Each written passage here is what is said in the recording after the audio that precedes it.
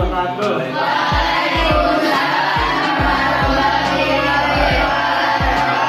Sebelum kita memulai pelajaran, alangkah baiknya kita berdoa sesuai agama dan kepercayaan masing-masing. Ketua kelasnya mana?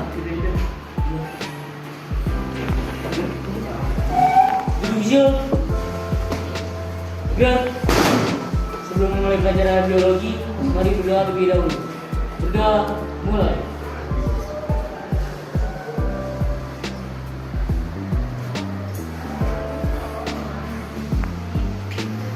Doa selesai. Kira jempol, go. Assalamualaikum warahmatullahi wabarakatuh. Selamat pagi, Kak. Assalamualaikum warahmatullahi wabarakatuh. Nama saya Muhammad Abdul Hidayat dari Universitas Indonesia PGRI.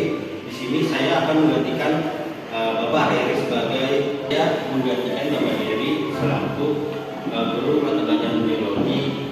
Pada kesempatan kali ini kita akan belajar tentang keanekaragaman hayati yang ada di Indonesia. Nah, keanekaragaman hayati di Indonesia itu sendiri adalah sumber daya alam yang ada di Indonesia itu kan sangat luas. Jadi kita harus mempelajari keanekaragaman hayati yang ada di Indonesia karena berkaitan dengan Indonesia itu sendiri sangat luas, apalagi sebagai negara maritim. Perlu kita ketahui hewan-hewannya, terus juga jenis-jenis tumbuhannya seperti apa, agar kita bisa dapat membedakan mana tumbuhan yang bisa dikonsumsi atau kita dapat mengenal mana tumbuhan jenis apa saja, terus juga hewan jenis apa saja yang ada di Indonesia sendiri. Di sini saya akan menjelaskan bagaimana tentang konsep keanekaragaman hayati, yaitu di mana keanekaragaman hayati merupakan macam-macam benda atau makhluk hidup yang ada di dunia ini, entah itu hewan, tumbuhan, ya untuk berbagai ragam jenisnya, berkaitan dengan tingkatan gen, juga ekosistem dan juga jenisnya.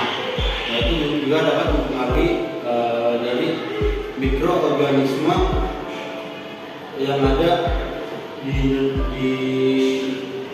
konsep ini. Nah, selanjutnya saya akan menerangkan tentang tingkat keanekaragaman hayati tingkat gen, yang mana keanekaragaman hayati tingkat gen ini itu terbagi menjadi beberapa jenis. Ya, contohnya itu adalah misalnya kita dapat membedakan itu dari jenis, misalnya gennya satu jenis gen itu kucing. Dari satu kucing itu kita dapat melihat dari jenis warnanya. Nah, dari warna itu sendiri berbagai macam dan juga berbagai jenis. Di mana kucing itu sendiri warnanya misalnya ada putih, oranye dan juga hitam. Terus juga ada juga kucing yang berwarna yang berkaki kecil, dan ada juga kucing yang telinganya itu melengkung seperti unik gitu ya. Nah, itu dari tingkatan gen, karena di sini dijelaskan bahwa tingkatan gen itu merupakan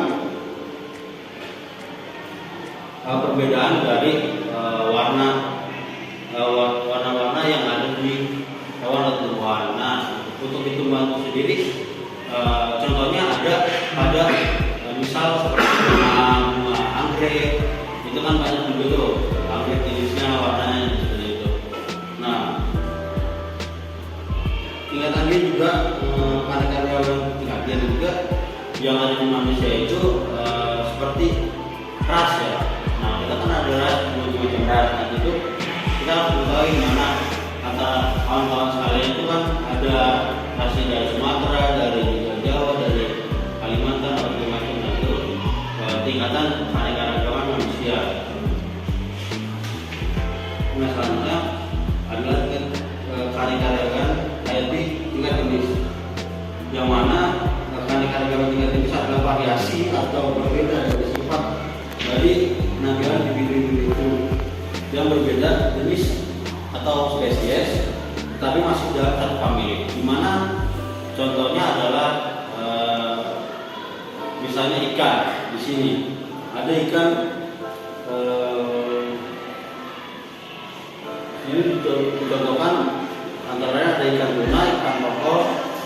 itu masih satu famili tapi berbeda jenis. Masih satu spesies tapi berbeda famili. Jadi dia masih satu famili tapi berbeda jenisnya. Nah, itu dari jenis hewan. Nah, selanjutnya kita akan menjelaskan gimana itu keanekaragaman tingkat ekosistem. Nah, tingkat ekosistem sendiri dimana kita akan mengetahui dimana ekosistem itu keanekaragaman yang ada di laut, sungai, danau dan juga gunung ataupun hutan. Nah, itu merupakan tingkatan dari jenis ekosistem.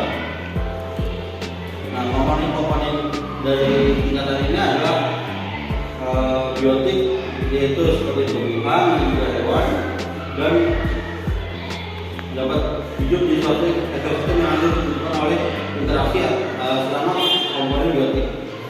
Dalam ekosistem tersebut dipengaruhi juga lingkungan fisik, kimia sekitar ekosistem merupakan perpaduan dari berbagai jenis makhluk hidup dengan macam kombinasi lingkungan fisiknya. Yang mana seperti kita ketahui contohnya adalah misalnya danau. Di danau itu kan ada tanaman air, ada juga di sekitar danau itu terdapat tanaman-tanaman pohon. Nah, di dalam tanaman-tanaman pohon itu mungkin ada serangga-serangga, sedangkan di danau tersebut terdapat keanekaragaman hewani, yaitu adalah ikan. Di dalam danau itu terbagi lagi menjadi semisal yang bisa di dalam danau itu ada berbagai macam jenis lele atau gurame atau juga mungkin mujair. Ya, mungkin itu saja pelajaran hari ini yang bisa saya sampaikan. Kurang lebih mohon maaf. Terima kasih. Awalnya Kita bisa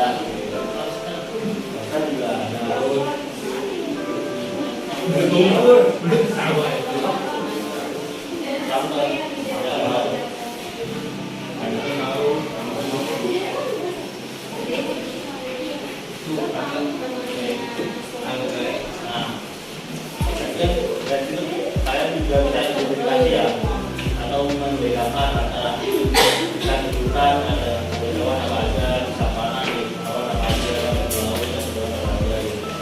Dan juga lebih beda itu hewannya ini seperti apa. Kalau misalnya di panas itu seperti apa gitu. Nah, selanjutnya kita mau kasih juga sih nanti jawab sekarang boleh nggak? Sebentar.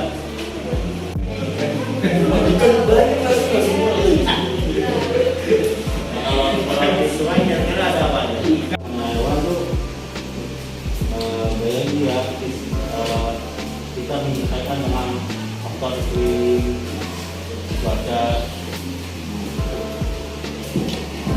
Misal di iklim musim dingin ada hewan apa aja? Coba di coba ini berarti apa?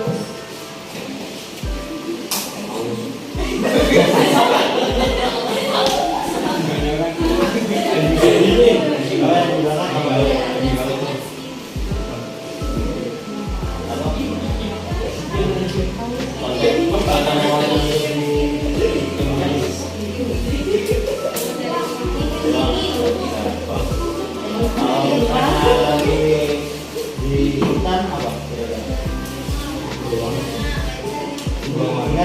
Singa di hutan. Masa singa mungkin ya. Kalau singa itu dia tinggal di savana, kayak Afrika contohnya. Nah, itu habitat untuk singa. Misal dalam satu spesies, dalam satu famili itu terdapat beberapa jenis individu yang berbeda. Nah, dari satu famili itu kan kita bisa membedakan dari ini saja warna, bentuk, tubuh. Juga bisa kita lihat dari kemudian tubuh lainnya. Nah, kira-kira bisa nggak sih kalau misalnya satu kampus itu kita satu beda spesies bisa gitu. Nah, karena sudah ada jurnal atau buku yang menjelaskan tentang tingkat keseratan tuna dia tahu silang bukan tongkol. Nah, itu bisa disebutkan aja atau mungkin ada singa dan harimau juga ada hubungan.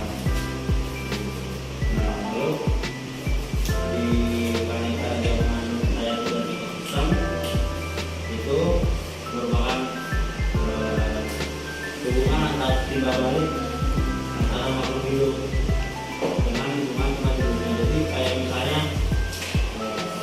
lebah kan dia kita tadi kan kita di hutan oleh tadi